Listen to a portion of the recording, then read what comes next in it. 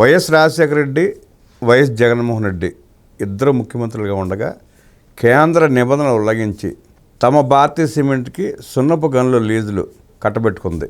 ఇప్పుడు గనుల శాఖ ఆ నిబంధనలు ఉల్లంఘించిన భారతీయ సిమెంట్కి నోటీసులు ఇచ్చి 2 మైన్స్ రద్దు చేసే దిశగా చూస్తూ ఉంది. ఈ పరిస్థితిలో భారతీయ సిమెంట్స్ పరిస్థితి ఏంటి? మూసుకోవటమేనా? జగన్మోహన్ రెడ్డికి మొత్తం అన్ని ఎదురు తిరిగి ఒక్కొక్కటిగా బయటపడుతూ వాళ్ళ అక్రమాలు, వాళ్ళ దౌర్జన్యాలు, దోపిడీలు బయటపడి మెడకు చుట్టుకుంటా ఉంటే ఇంకా ప్రెస్ ముందులకు వచ్చి అవాకులు చవాకులు ఎట్లా చూస్తారో, ఎట్లా విశ్లేషిస్తారో అడిగి తెలిసిన ప్రయత్నం చేద్దాం. విశ్లేషించడానికి మనతో పాటు ఉన్నారు సీనియర్ జర్నలిస్ట్ దుర్గా కుమార్ గారు. వారిని అడిగి మరిన్ని విషయాలు తీసుకుందాం. సార్ నమస్తే. నమస్తే బ్రహ్మగారు, మన వీక్షకులకు కూడా.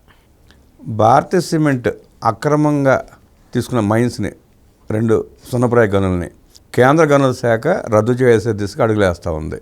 రద్దు చేసిన తర్వాత భారతీయ సిమెంట్ మూతపడటం అంటారా, లేదు అంటే సాక్షికి పర్మిషన్ ఇవ్వకపోయినా నడిపినట్టు అది కూడా నడిపే అవకాశం ఉందంటారా? ఎట్లా చూస్తారు? ఏమండి బ్రహ్మగారు, సిమెంట్ ఫ్యాక్టరీస్కి సున్నప్రాయి, అలాగే ఉక్కు కర్మాగారాలకి ఇనుప ఖనిజాలు, ఏ ఫ్యాక్టరీకి అయినా ఆయా ముడి పదార్థాల ఖనిజాల గనులు అనేదే ప్రధాన ప్రాణాధారం. అవి కరెక్ట్గా ఉంటేనే ఆ ఏ కంపెనీ అయినా, ఏ ఫ్యాక్టరీ అయినా నడుస్తుంది. ఇప్పుడు Bharatiya cement one of the biggest producer cement రంగంలో. కానీ నిజానికి వాళ్ళకి మైన్స్, ఈ 2 మైన్స్ కూడా, ఒకటి ఏసీసీకి, ఒకటేమో రఘురామ్ సిమెంట్స్కి ఇచ్చిన మైన్స్ని వీళ్ళు తీసుకున్నారు.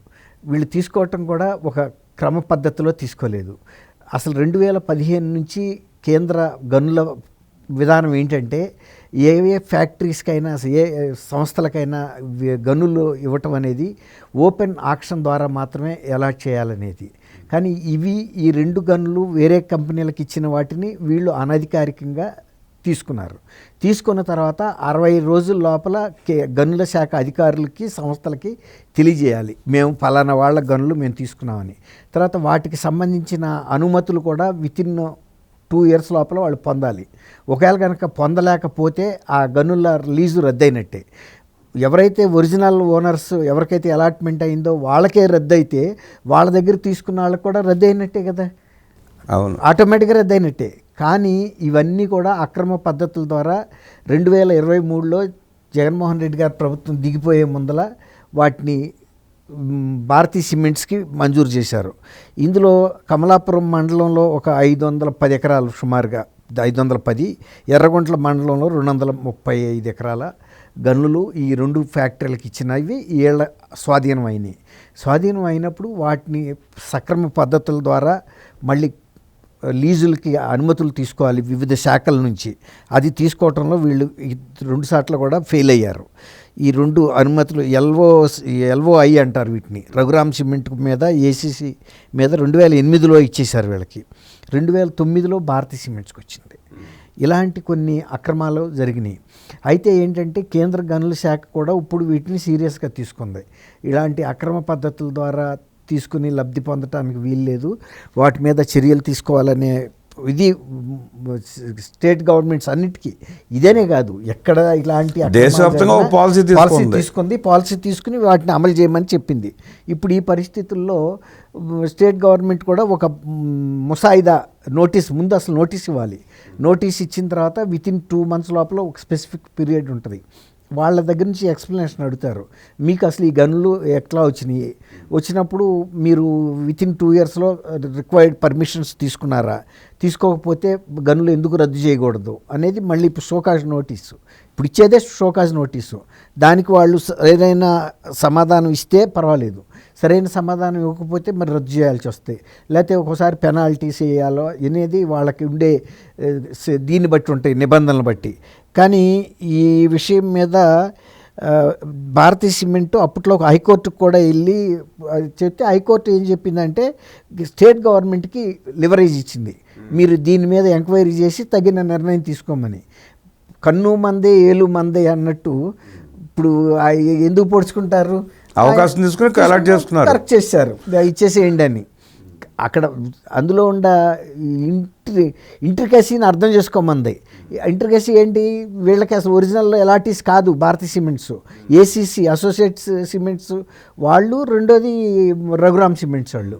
మరి వాళ్ళ దగ్గర నుంచి వీళ్ళకి వచ్చినప్పుడు ఎట్లా తీసుకున్నారు, రెండోది తీసుకున్న తర్వాత రిక్వైర్డ్ పర్మిషన్స్ వాళ్ళు తీసుకోలేదు, వీళ్ళు తీసుకోలేదు. ఎవరో ఒకళ్ళ టైంలో అన్న జరిగి రెగ్యులరైజేషన్ జరగాలి. అట్లా కొన్ని అధికార దుర్వినియోగం ద్వారా వచ్చిన ఇవి ఈ 2 లీజులు కూడా. ఇప్పుడు ఆ లీజెస్ మీద సెంట్రల్ గవర్నమెంట్ సీరియస్ అయ్యి వీళ్ళని చర్య తీసుకోమని గవర్నమెంట్ని అడిగింది. అసలు 2015 తర్వాత ఇచ్చే లీజెస్ ఏదైనా సరే కాక ఆక్షన్ ద్వారా మాత్రం ఇవ్వాలి. గతంలో అట్లా కాదు, ఏదన్నా ఒక పలానా సాట మేము ఇదిగో తీసుకుంటున్నాము అంటే మీరు డెవలప్ చేసుకోమని చెప్పి మిగిలిన పర్మిషన్లు తీసుకోవడానికి పర్మిషన్స్ ఇచ్చేవాళ్ళు. కానీ ఇప్పుడు అట్లా కాదు, ఓపెన్ ఆక్షన్ సిస్టమ్, అది నేషనల్ వైడ్ పాలసీ, జాతీయ విధానం అది. అందుకని ఒక ఫలానా ఫ్యాక్టరీ ఫలానా జిల్లా ఫలానా స్టేట్కి ఏం వేరియేషన్ ఉండదండి, మార్పులు చేర్పులు ఏమి ఉండటానికి వీల్లేదు. అట్లా ఏసీసీ సిమెంట్స్ది రఘురామ్ సిమెంట్స్ది ఉంది. దీని పరిస్థితుల్లో కేంద్ర గనుల శాఖ దీని మీద ఇచ్చిన ఆదేశాలని స్టేట్ గవర్నమెంట్ మరి ఒబే చేయాలి కదా, ఒబే చేయాలి.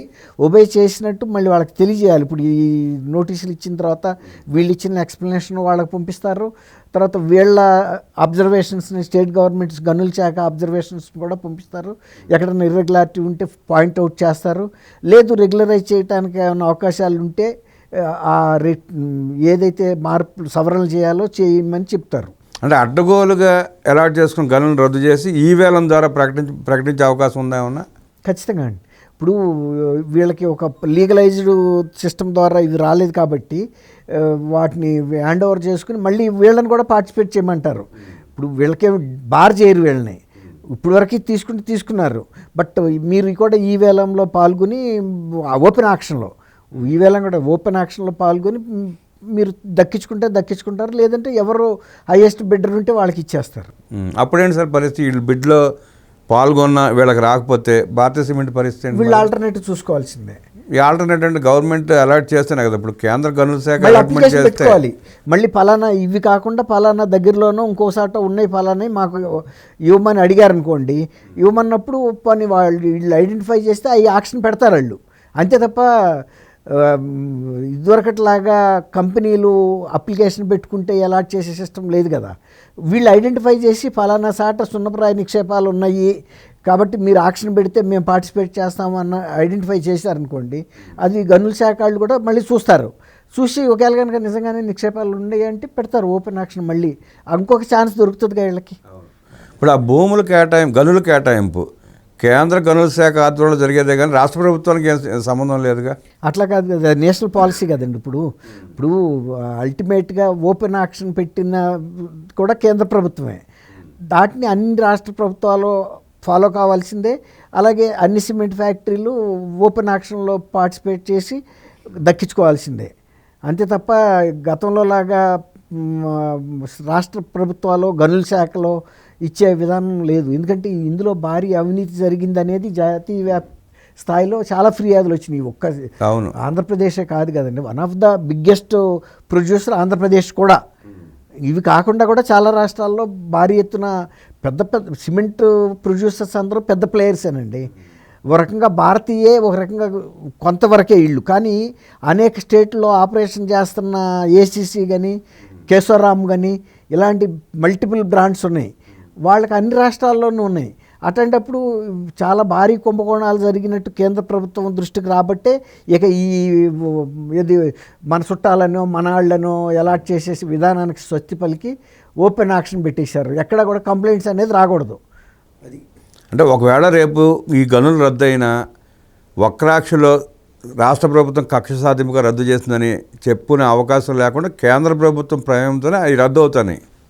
ఇప్పుడు అవి అసలు వాళ్ళ ఒరిజినల్ అలాటీస్ కూడా వాళ్ళు కాదు కదండి, కాదు, వేరే వాళ్ళకి అలాట్ అయినట్టు వీళ్ళు తీసుకున్నారు. తీసుకోవటం కూడా తప్పులేదు. తీసుకున్న తర్వాత తీసుకున్నప్పుడు కూడా క్విట్ ప్రోకో కింద తీసుకున్నారు వాటిని. అదే పని దానికి వాళ్ళు చూపించాలి మేము ఎంత కొన్నాం ఏంటని ఒకటి. రెండోది లీగల్గా జరిగిందా ఈ ట్రాన్సాక్షన్ లేదా అనేది మీరు అన్నట్టు అది ఒకటి ప్రూవ్ అవ్వాలి, బియాండ్ డౌట్ ప్రూవ్ అవ్వాలి. రెండోది ఏంటంటే నెససరీ పర్మిషన్స్ ఇతర డిపార్ట్మెంట్స్ నుంచి స్టిప్యులేటెడ్ టైంలో పొందాలి, విత్ ఇన్ స్టిప్యులేటెడ్ టైం. ఆ స్టిప్యులేటెడ్ టైం దాటిందంటే ఆటోమేటిక్గా గనుల లైసెన్సెస్ రద్దవుతాయి. అది నిబంధనలు ఉల్లంఘించి కబ్జా చేసుకున్న గనులు, కబ్జా అంటే వాళ్ళ ప్రభుత్వంలో ఉండి వాళ్ళ సొంత ఇండస్ట్రీకి కట్టబెట్టినారు కాబట్టి కబ్జా అంటున్నాం.